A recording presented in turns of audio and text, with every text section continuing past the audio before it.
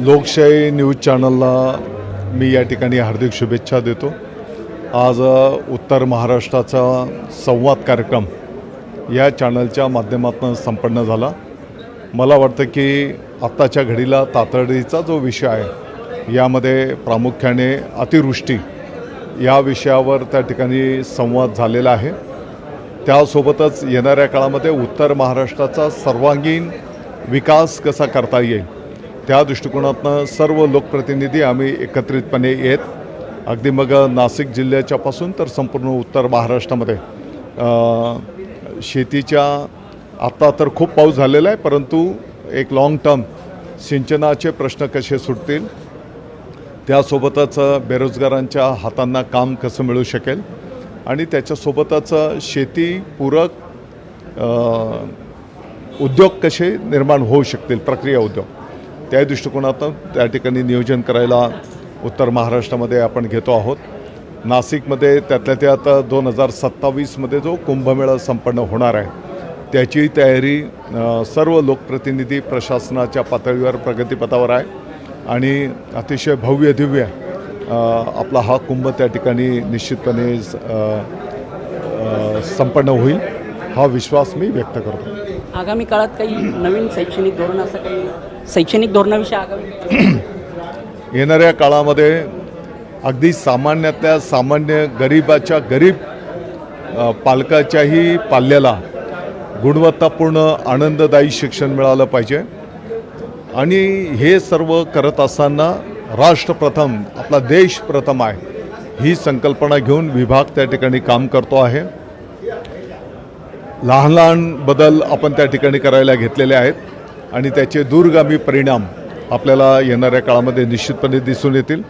यामध्ये मग शाळेंच्या भौतिक सुविधा देण्याचा विषय असेल, शुद्ध पिण्याचं पाणी विद्यार्थ्यांना मिळायला पाहिजे, स्वच्छतागृह असले पाहिजेत, शाळेच्या इमारती चांगल्या असल्या पाहिजेत, त्यासोबतच ई सुविधा, क्रीडांगण, लॅब, लायब्ररी या सर्व सुविधा आपण त्या ठिकाणी करायला घेतो आहोत। आपल्याला दिसून येईल की येणाऱ्या काळामध्ये विद्यार्थ्यांना शिष्यवृत्तीची परीक्षा आपण मोठ्या प्रमाणात जास्तीत जास्त विद्यार्थ्यांना कसं त्या ठिकाणी स्कॉलरशिप आपल्याला देता येईल, त्यासोबतच अनेक लोकांना सोबत घेऊन, अनेक संस्थांना सोबत घेऊन आपण क्वालिटी एज्युकेशनवर भर देतो आहोत आणि हे करत असताना शिक्षण भाकरीचे, शिक्षण राष्ट्रीयत्वाचे ही एक मिशन घेऊन विभाग त्या ठिकाणी काम करणार आहे आणि म्हणून हा विद्यार्थी उद्याचा भारताचा नागरिक घडत असताना त्याला त्या ठिकाणी तो स्वतःच्या पायावर उभा राहू शकला पाहिजे, त्याच्या कुटुंबाचं उदरनिर्वाहाचं तो साधन निर्माण करू शकला पाहिजे, त्याच्या कुटुंबाची चूल पेटली पाहिजे। या दृष्टिकोनातून विभाग त्या ठिकाणी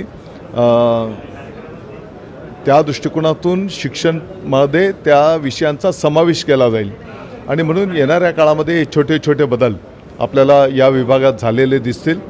आपल्याला स्थानिक स्वराज्य संस्थांच्या शाळांची पटसंख्या वाढताना त्या ठिकाणी दिसून येईल। अगदी विद्यार्थ्यांना सर्व सुविधा देत असताना त्याला सैनिकी प्रशिक्षण देण्याचाही मानस त्या ठिकाणी आहे। विद्यार्थ्यांचे शिक्षणाच्या सोबत जे काही इतर कला गुण आहेत, मग क्रीडा असेल, कला असेल, त्यांनाही त्या ठिकाणी स्कोप कसा देता येईल, त्याला प्राधान्य कसं देता येईल, हे पण त्या ठिकाणी आपण नियोजन केलेलं आहे। आपला बहुमूल्य वेळ काढून आपण इथं उपस्थिती लावली त्याबद्दल खूप खूप धन्यवाद। शुभेच्छा।